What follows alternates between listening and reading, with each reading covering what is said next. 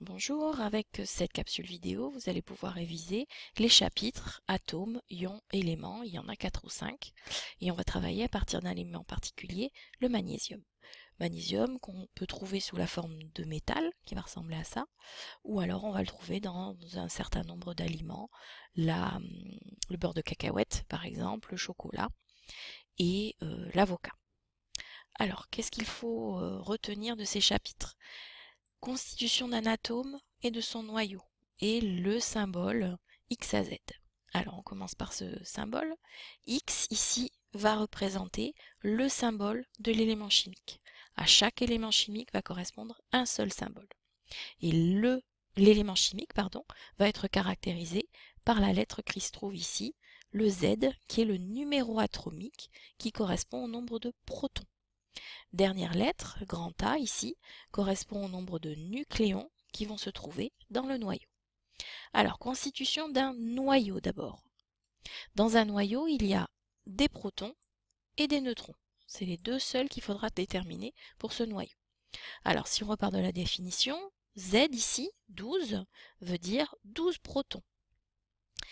25 ici, 25 nucléons. Sachant que j'ai déjà 12 protons, 25 moins 12, je vais trouver mes 13 neutrons.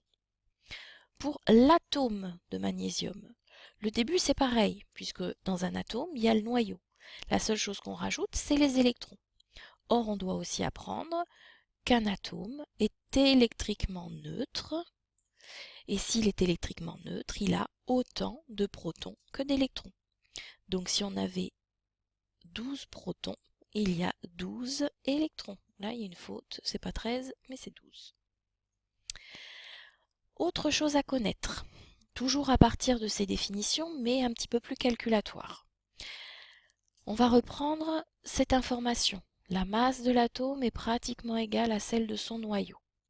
On va vous fournir, par exemple pour le magnésium, la masse de l'atome et la charge de son noyau. On doit vous rappeler aussi la masse d'un constituant du noyau, le nucléon, et la charge élémentaire, la charge portée par un seul proton.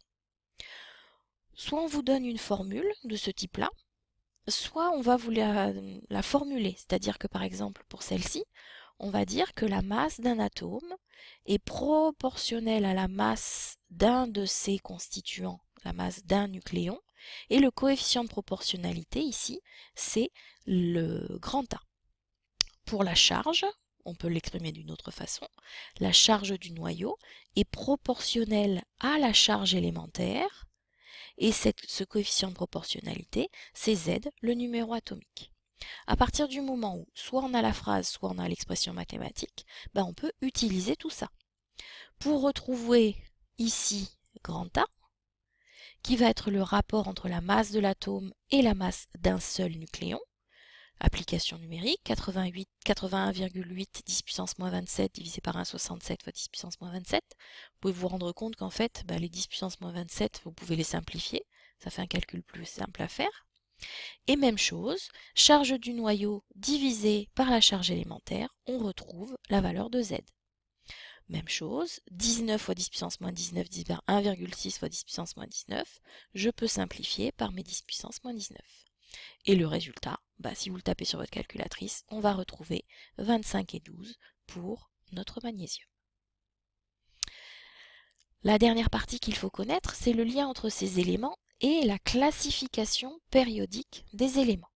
Alors, première chose, on a vu que notre atome de magnésium possède 12 électrons.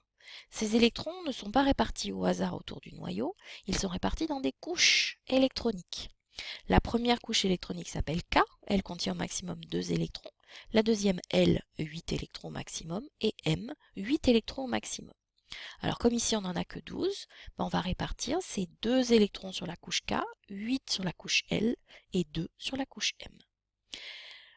Une fois qu'on a cette structure électronique, on peut dénombrer les électrons de la couche externe. La couche externe, c'est celle-ci, la dernière qui contient des électrons. Donc l'atome de magnésium va posséder 2 électrons externes. Règle du duet et de l'octet qui vont nous donner la stabilité des espèces chimiques. Cet atome de magnésium avec ses 2 électrons dans la dernière couche n'est pas stable. Pour être stable, il faut qu'une entité ait toutes ses couches remplies au maximum. La règle du duet et de l'octet va donc nous permettre de savoir qu'ici, la dernière couche M avec ses 2 électrons n'est pas stable. L'atome de magnésium va se débarrasser de 2 électrons qui se trouvent ici pour que finalement, il n'ait plus que des couches électroniques entièrement remplies, K2, L8. Par conséquent, l'ion que va former le magnésium va résulter d'un atome qui a perdu 2 électrons. C'est donc un ion chargé positivement et 2 fois positivement. Donc appliqué pour rendre compte des charges des ions monoatomiques usuels, c'est ce qu'on vient de faire. Quel est le lien avec la classification périodique? À partir du moment où on a écrit la structure électronique d'un atome, on peut retrouver sa place dans le tableau périodique, ou faire l'inverse. Le magnésium qui possède 1, 2, 3 couches contenant des électrons va se trouver dans la 3e ligne du tableau périodique. Et comme il possède 2 électrons sur la couche externe, il va se trouver dans la 2e colonne du tableau périodique. Vérification, le magnésium, 3e ligne, 2e colonne. Alors intéressons-nous par exemple au chlore qui se trouve ici, avec ses 17 électrons, qu'on peut retrouver rapidement sa structure électronique, puisqu'on est dans la 3e ligne, on va retrouver notre K2L8 et M7. Le chlore, s'il doit respecter la règle de l'octet, 7 électrons dans sa couche externe, il lui en manque 1 pour être stable. 7 plus 1, ça fera 8, on aura bien une couche entièrement remplie. Si l'atome de chlore récupère un électron, il devient chargé négativement avec une seule charge négative, c'est un ion, Cl-.